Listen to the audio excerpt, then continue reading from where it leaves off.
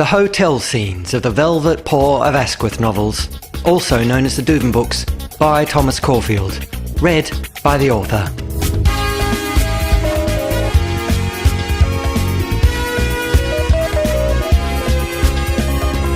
Chapter 6, from When Fear Is Not Afraid, Chapter 18, in which Oscar tries to have breakfast in the sort of hotel that has difficulty spelling the word before noticing some framed sick on a wall.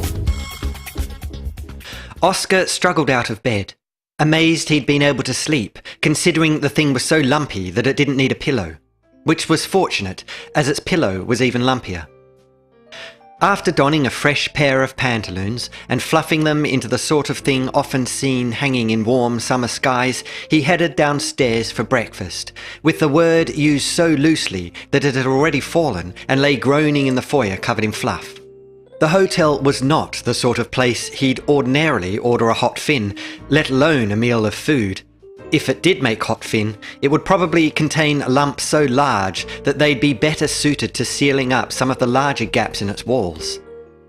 When he arrived in the lobby, he suspected the closest he'd get to breakfast would be the carpet, as it appeared to have had countless meals vomited on it over the years, under the apparent conviction that leaving them there helped its adherence to the floor. While two patrons argued with the dog behind the reception desk, Oscar feigned interest in a small print upon a wall. It was only after the patron snatched the newspaper from the dog that he realised it wasn't a print at all, but more congealed sick. But because the argument involved threats of unconventional stapler use, he admired it nonetheless. Dissatisfied, the patron stormed from the desk and thumped up the stairs until their paws broke through its wood-wormed planks. While they swore and struggled for freedom, the insufferable dog rounded the desk to retrieve his newspaper from the floor. With admirable indifference, he scanned it while advising the necessary repairs would be billed to their room. Ignoring the yelps and cries for rope, Oscar wandered to the reception desk, determined not to be riled a second time. "Good morning," he said, regretting the niceties immediately. "I was wondering if you do breakfast here." As he had the previous evening, the dog ignored him and scanned his paper as evidence its contents were far more interesting than patrons' inquiries. When Oscar asked again, the dog did reply, though with an answer so ambiguous it would have benefited from its own question mark. "Sometimes," the dog said, without looking up. When nothing more was forthcoming, Oscar tried prompting him without using a clenched paw. "Can you be a little more specific?" It was evident he could not. Oscar took hold of the desk in an attempt at steadying his temper. "Perhaps you didn't understand me. I was wondering whether you do breakfast here." There was a slow turning of page. "Sometimes." Despite having been through a lot recently, Oscar knew he was going to go through a great deal more. As a result, he was not in the mood for insufferable, self-righteous animals whose smugness prevented them from rising above their own inadequacies. He took a deep breath and asked a third time. "Might sometimes be now, perhaps?" "No," said the dog. "I had breakfast earlier."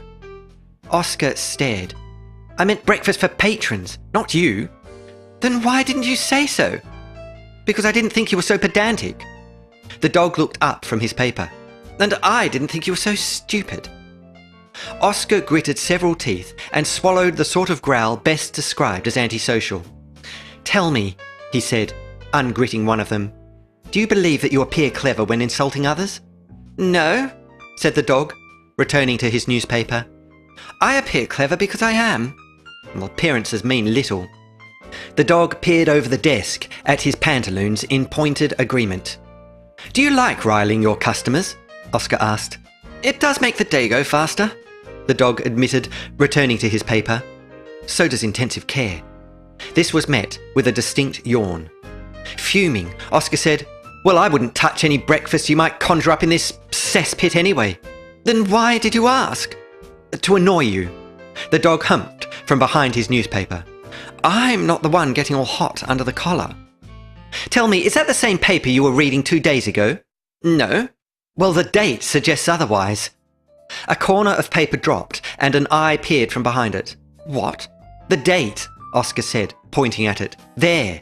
Your newspaper is 3 weeks old." The eye zigzagged in thought. "I like to take my time." "Really? Are you certain you can read?" The dog returned to it, saying, "Tell me, how were the inaugural holds of Liebe?" "Fine, thank you." "Now, you're the one pretending. Certainly you weren't admitted to the place." "I can assure you I was." The paper was put down and folded. "We have been through this before," the dog said.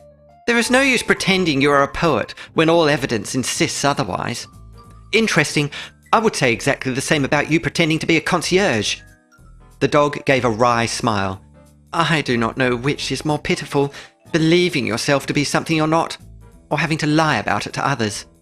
"Oh, don't be so hard on yourself," said Oscar. "It's not your fault you have to run this dump." They were interrupted by the patrons, who, having escaped shattered stairs, stormed back to the desk. One was a large dog who banged a paw upon it so hard that he got a splinter, while the other removed shattered pieces of stair from them both. "We are not staying!" the large dog thundered, before turning to Oscar. "And I wouldn't stay here if I were you either. This place is appalling. We were going to retrieve our luggage, but decided against it on account of the place being so rickety that our suitcases will presumably plummet through the ceiling themselves any moment." He turned to the dog behind the desk. "And if you add anything to our bill, other than a written apology, I shall turn your bottom into a stapler and staple it to your snout." He leant closer, adding, "And I shall use especially large staples." The dog behind the desk remained unimpressed and unfolded his newspaper to continue reading. Oscar glanced up at the furious animal. "Yes, but have you tried their breakfasts?" he asked. The large dog blinked down at him. "Tried their what?" "Their breakfast. I'm trying to see if they do breakfast here. So far I've got nothing resembling an answer, which is frustrating because I'm hungry and in dire need of a hot fin." The dog took a breath in order to placate a similarly disenchanted patron. "If they do breakfast here," he said, glaring at the dog behind the desk, "I wouldn't go anywhere near it, as I suspect it would be more likely to eat you. Moreover, I suspect their hot fin would be about as lumpy as this arrogant animal's face is about to become in a minute." The smaller dog behind him said, "I suspect they did do breakfast here once." He pointed at the congealed sick upon the wall. "I think that's some of it there." Oscar glanced at the splatter he'd admired earlier and sighed. He needed a decent breakfast with a well-made hot fin before vault hunting. "There is, however, a place I know that does brilliant breakfast with superb hot fin," the large dog said. "Unsurprisingly, it's nowhere near this dump." "Oh?" "Here," said the large dog. "I'll gladly write it down for you." Leaning across the desk, he grabbed the newspaper, which resulted in a satisfying tear. Snatching a pen from the desk, he scrawled huge letters across one entire sheet. After folding it, he offered it to Oscar with the sort of satisfaction that getting up in the morning rarely affords.